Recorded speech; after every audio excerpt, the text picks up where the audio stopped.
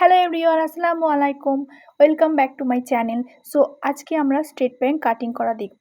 So straight pant সূত্রের সাহায্যে সঠিক নিয়মে কীভাবে স্ট্রেট প্যান্ট কাটিং করতে হয় এবং স্ট্রেট প্যান্টের বিভিন্ন ছোটো ছোটো টিপস এবং সাইড পকেট অ্যাটাচ করাও দেখাবো।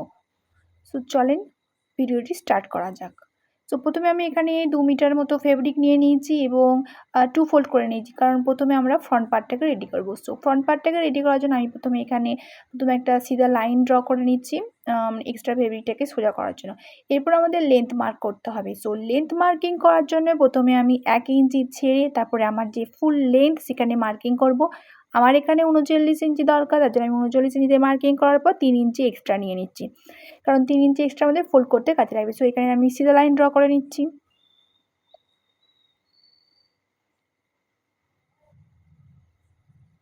এরপর আমরা কোমরের মেজারমেন্ট নেব, আর কোমরের মেজারমেন্ট নেওয়ার জন্য আমার যেটা কোমর তার সঙ্গে আমি 2 ইঞ্চি পরিমাণ লুজিং দেওয়ার পর সেটাকে 4 দিয়ে ভাগ করে নিয়েছি। সো আমার এখানে 36 ইঞ্চি কোমর, তার সঙ্গে আমি 2 ইঞ্চি অ্যাড করেছি। সো 38কে আমি 4 দিয়ে ভাগ করে নেওয়ার পর যেটা বেরোচ্ছে, সো এখানে 9.5 ইঞ্চি বেরোচ্ছে। সো 9.5 ইঞ্চিতে মার্কিং করে নেওয়ার পর এখানে 2 ইঞ্চি এক্সট্রা নিতে হবে, এটা সেলাই মার্জিনের জন্য নিতে হবে। এরপর আমাদের এখানে ক্রচ লাইনের মার্কিং করে নিতে হবে। সো ক্রচ মার্কিং করে নেওয়ার জন্য সেম মেজারমেন্টটা নিতে হবে। এখানে 4 দিয়ে ফোল্ড করার পর 9.5 ইঞ্চিতে মার্কিং করে নেওয়ার পর এখানে 3 ইঞ্চি এক্সট্রা নিতে হবে। আমরা ওখানে প্রথমে 9.5 ইঞ্চিতে মার্কিং করে নেওয়ার পর 2 ইঞ্চি এক্সট্রা নিয়েছিলাম, আর ক্রচ লাইনে মার্কিং করার সময় এখানে 3 ইঞ্চি এক্সট্রা নিতে হয়। এটা সমস্ত হেভি সাইজেও এটা অ্যাপ্লাই করতে পারবেন, কোনো রকমের প্রবলেম হবে না। এরপর আমি এখানে সিধা লাইন ড্র করে নিচ্ছি। এরপর উপরে আমি যেই মাপটা নিয়েছিলাম 9.5 ইঞ্চির সঙ্গে 2 ইঞ্চি মানে 11.5 ইঞ্চি, 11.5 ইঞ্চিতে একটা মার্কিং করে নিয়ে সিধা লাইন ড্র করে দিচ্ছি। এরপর এখানে আমাদের রাউন্ড শেপটা দিতে হবে। রাউন্ড শেপ দিয়ে নেওয়ার জন্য এখানে আমি 2.5 ইঞ্চি নিচ্ছি। যদি আপনাদের হেভি সাইজ হয় তাহলে আপনারা 3 ইঞ্চি পরিমাণ নিতে পারেন। সো আমি এখানে 2.5 ইঞ্চিতে মার্কিং করে নিচ্ছি। এরপর এখানে রাউন্ড শেপ করে দেবো।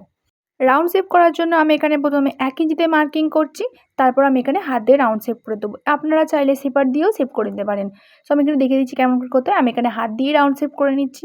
সো আমাদের এখানে কোমরের মেজারমেন্ট এবং ক্রস লাইনের মেজারমেন্ট কমপ্লিট হয়ে গেছে। এবার আমাদের নিচের পার্টটাকে রেডি করতে হবে। সো তার জন্য আমি এখানে যে পুরো মার্কিংটা করে নিয়েছিলাম সেখানে এখানে মিডিল পার্ট বের করে নিচ্ছি।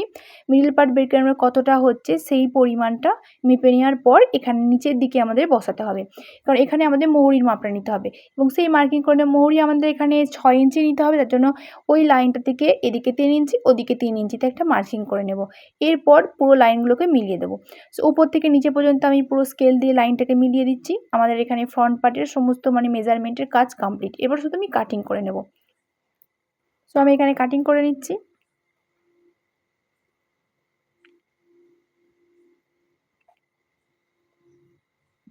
আর আমাদের ফ্রন্ট পার্ট আর ব্যাক পার্ট দুটো আলাদা আলাদাকে কাটিং করতে হয়, এটাতে স্ট্রেট প্যান্টের শেপটা অনেক সুন্দর আসে। সো আমাদের এখানে ফ্রন্ট পার্ট কাটিং করা কমপ্লিট। এবার আমাদের ব্যাক পার্ট রেডি করতে হবে। সো ব্যাক পার্ট রেডি করার জন্য আমি প্রথমে এই ফেব্রিকটাকে 2 ফোল্ড করে নিয়েছি, তার উপরে ফ্রন্ট পার্টটাকে সমান করে একদম রেখে দেবো।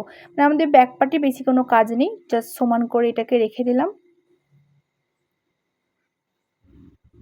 রেখে দেওয়ার পর এখানে ফ্রন্ট পার্টের ওপরে 1 ইঞ্চিতে একটা মার্কিং করে নেব। আমাদের ওই 1 ইঞ্চির ওপর থেকে এবার ব্যাক পার্টের যেই মার্কিংটা করতে হবে, লেন্থ মার্কিং, সেটা নিতে হবে। তো প্রথমে আমি এখানে 1 ইঞ্চি মার্কিং করে নেওয়ার পর একটা সিধা লাইন ড্র করে নিচ্ছি। তারপর ওই লাইনটা থেকে 2 ইঞ্চি ওপরে আর একটা মার্কিং করব, 2 ইঞ্চি ওপরের দিকে নেব।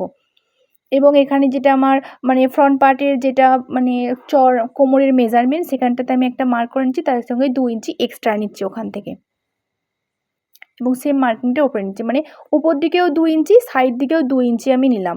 সো এরপর আমরা ক্রচ লাইন যেখানে নিচ্ছি সেখানেও আমি 2 ইঞ্চি পরিমাণ এক্সট্রা নেব এবং এখান থেকেও 2 ইঞ্চিতে একটা মার্কিং করে দেব।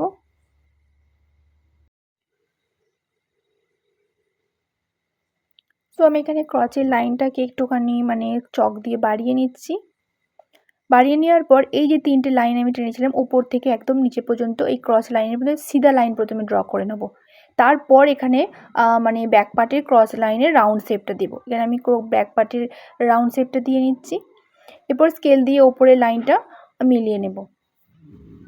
আর এদিকেও আমি এক্সট্রা নিচ্ছি, এই পায়ের দিকে এখানে আমি 1.5 ইঞ্চি পরিমাণ এক্সট্রা নিয়ে নিচ্ছি, নিচে পর্যন্ত 1.5 ইঞ্চি পরিমাণ এক্সট্রা নিয়ে নিচ্ছি, ব্যাক পার্টকে বাড়িয়ে নিচ্ছি 1.5 ইঞ্চি পরিমাণ। আর এদিকে আমাদের কোনো রকমের কিছু কাজ করতে হবে না। সো এবার আমি এখানে স্কেল দিয়ে উপরের লাইনটাকে মিলিয়ে দেবো। আর উপরের লাইনটা মেলানোর সময় আমি যে 2 ইঞ্চিতে মার্কিং করেছিলাম ওখান থেকে পুরো একদম ফ্রন্ট পার্টের সঙ্গে মিলিয়ে দেবো। মানে যে 1 ইঞ্চি এক্সট্রা নিয়েছিলাম সেখানে মেলাবো না, ফ্রন্ট পার্টের সঙ্গে মিলিয়ে দেবো।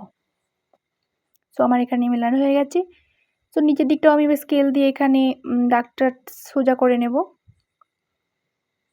পুরো নিচে পর্যন্ত, মানে মহরি পর্যন্ত।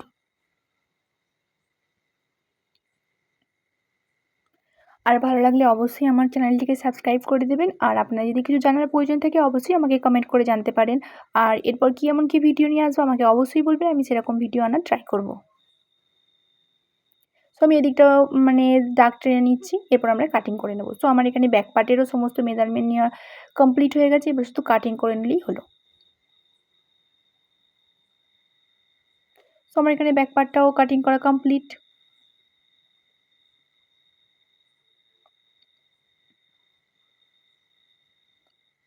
এবার আমরা বেল্ট রেডি করব। সো বেল্ট রেডি করার জন্য আমি এখানে এক্সট্রা ফেব্রিকটাকে 2 ফোল্ড করে নিয়েছি। এরপর ব্যাক পার্টটাকে তার উপরে বসিয়ে এখানে মেজারমেন্ট করছি ব্যাক পার্টের কতটা লেন্থ সেটা। এবং এখানে আমি 4 ইঞ্চি পরিমাণ চওড়া নিচ্ছি বেল্টের। সো সেম পরিমাণটা এখানেও বসিয়ে নিলাম, দিয়ে দুটো ফেব্রিক কেটে নিয়েছি। সো এই বেল্ট দুটোকে অ্যাটাচ করে তারপর ওখানে ইলাস্টিক অ্যাটাচ করতে হবে। সো এবার আমরা স্টিচিং করব। সো স্টিচিং করার জন্য প্রথমে আমি এখানে পকেট অ্যাটাচ করব। সো সাইড পকেট অ্যাটাচ করার জন্য আমি এখানে আমাদের সাইড পকেট ফ্রন্ট পার্টে অ্যাটাচ করতে হয়, তার জন্য আমি প্রথমে ফ্রন্ট পার্টটাকে নিয়ে নিয়েছি। এরপর আমি পকেটের কাটিংটা আমি এখানে দেখাইনি, আপনাদেরকে মেজারমেন্ট করে দেখিয়ে নিচ্ছি। আমি এখানে পকেটের লম্বা নিয়েছি 12 ইঞ্চি এবং চওড়া নিয়েছি 7 ইঞ্চি, এবং যেভাবে হাত মানে চুড়িদারের স্লিপ কাটিং করতে হয় সেভাবে 3 ইঞ্চি ডাউন করে একটা শেপ দিয়ে নিয়েছি। এরপর ফ্রন্ট পার্টের ওপর মানে পকেটটাকে রেখে ওপর থেকে 2 ইঞ্চিতে একটা মার্কিং করে নিয়েছি এবং নিচে পর্যন্ত 6 ইঞ্চিতে একটা মার্কিং করে লম্বা একটা বক্সের মতো করে নিয়েছি। এবার আমি যেরকম বক্সটাকে ড্র করেছি ঠিক সেরকমভাবেই সেলাই করে নিচ্ছি। সেলাই করা হয়ে গেছে, এবার আমি দুটো কোণকে কেটে দিচ্ছি, এরপর এটা উল্টে দেবো। এরপর ঠিক সেরকম উল্টে নেওয়ার পর ওপর দিয়ে একটা চাপ সেলাই দিয়ে নেব। আর অবশ্যই পকেটটাকে মানে ফ্রন্ট পার্টের সিধে পিঠের উপর বসাবেন, যাতে পকেটটা পিছন দিকে চলে যায়। দেখতে পাচ্ছেন আমি কেমন করে করেছি। এরপর মানে পকেটটাকে আমাদের করে রেডি করতে হবে। সো পকেটটাকে রেডি করার জন্য আমি পকেটটাকে প্রথমে এরকম খুলে নিচ্ছি, খুলে নেওয়ার পর নিচের পোর্শনটাকে সেলাই করে নিচ্ছি। আপনারা আমার ভিডিওটা ভালো করে দেখলেই বুঝতে পারবেন আমি কেমন করে করলাম।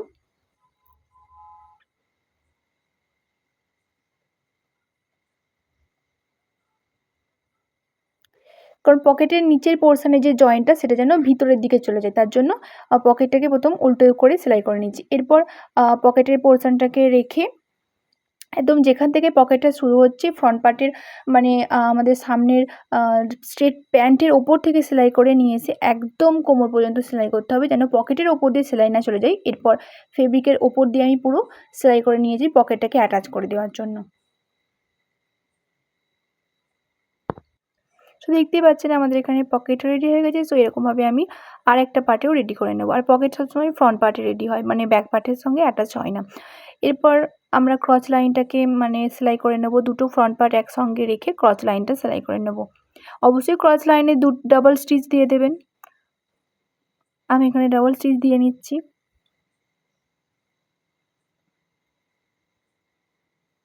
সো এরপর ওপর দিয়ে আমি একটা চাপ সেলাই দিয়ে দেবো। আপনারা মন করলে দিতেও পারেন, নাহলে নাও দিতে পারেন। সো আমি এখানে একটা ওপর দিয়ে চাপ সেলাই দিয়ে নিচ্ছি। আর আমি এখানে স্ট্রিট প্যান্টের সম্পূর্ণ কাটিং অ্যান্ড স্টিচিং সমস্তটাই দেখাচ্ছি। সো ভালো লাগলে অবশ্যই আমার চ্যানেলটিকে সাবস্ক্রাইব করে দেবেন আর লাইক শেয়ার করে দেবেন। সো আমার ফ্রন্ট পার্ট রেডি। আমি ব্যাক পার্টেরও ক্রচ লাইনটাকে এরকমভাবে সেলাই করে নিচ্ছি এবং ওপর দিয়ে একটা চাপ সেলাই দিয়ে নিচ্ছি। সো মানে ফ্রন্ট পার্টে যেমনভাবে ক্রচ লাইন সেলাই করেছি ব্যাক পার্টেও ঠিক সেরকমভাবেই ক্রচ লাইনটা সেলাই করে নিচ্ছি। এরপর ব্যাক পার্ট এবং ফ্রন্ট পার্ট দুটো পার্টকে একসঙ্গে নিয়ে আমাদের সাইড সেলাই দিতে হবে। আর সাইড সেলাই দেওয়ার সময় অবশ্যই খেয়াল রাখতে হবে পকেটের ওপর দিয়ে সেলাই না চলে যায়। সাবধানে সাইড দিয়ে আমি সেলাই দিয়ে নিচ্ছি। তো আমাদের এখানে সাইড সেলাই করা হয়ে গেছে, এবার আমরা মহরিটা ফোল্ড করে নেব। সো মহরি ফোল্ড করার সময় দুটো ফেব্রিককে একসঙ্গে নিয়ে সেলাই করে দেবো না, খুবই দেখতে খারাপ লাগে।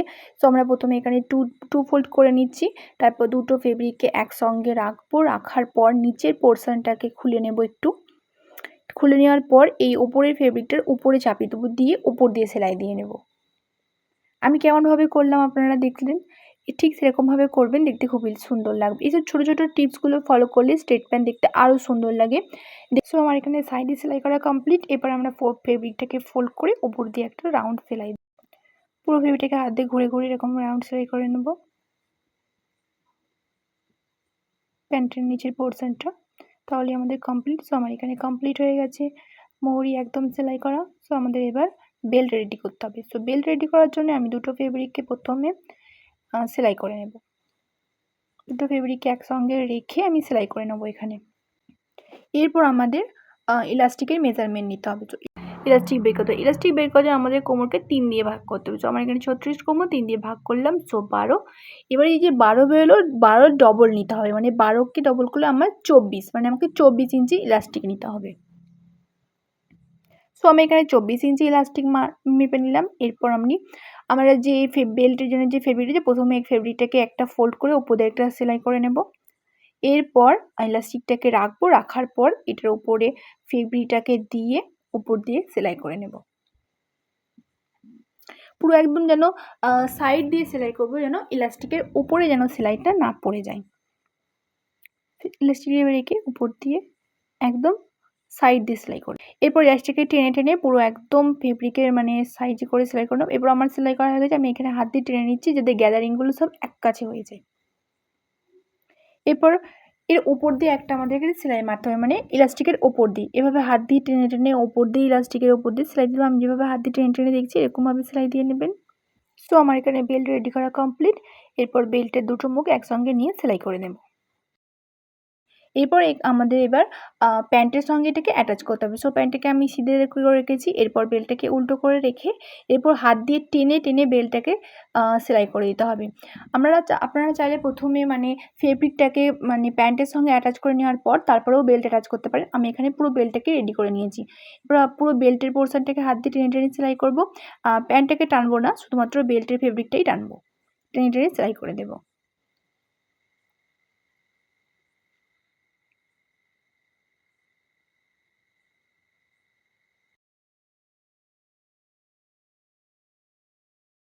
সো আমার এখানে বেল্ট অ্যাটাচ করা রেডি অ্যান্ড আমার স্ট্রেট প্যান্ট পুরো কমপ্লিট। সো আপনারা এই নিয়মে যে কোনো সাইজের স্ট্রেট প্যান্ট কাটিং করে নিতে পারবেন। আর ভালো লাগলে অবশ্যই আমার চ্যানেলটিকে সাবস্ক্রাইব করে দেবেন। আর যদি কিছু জানতে চাই অবশ্যই আমাকে কমেন্ট করে জানাবেন। আর এরকম ভিডিও পেতে অবশ্যই আমার পাশে থাকবেন। আজ এই পর্যন্তই, দেখা হবে আবার পরের ভিডিওতে। টাটা, আল্লাহ হাফেজ।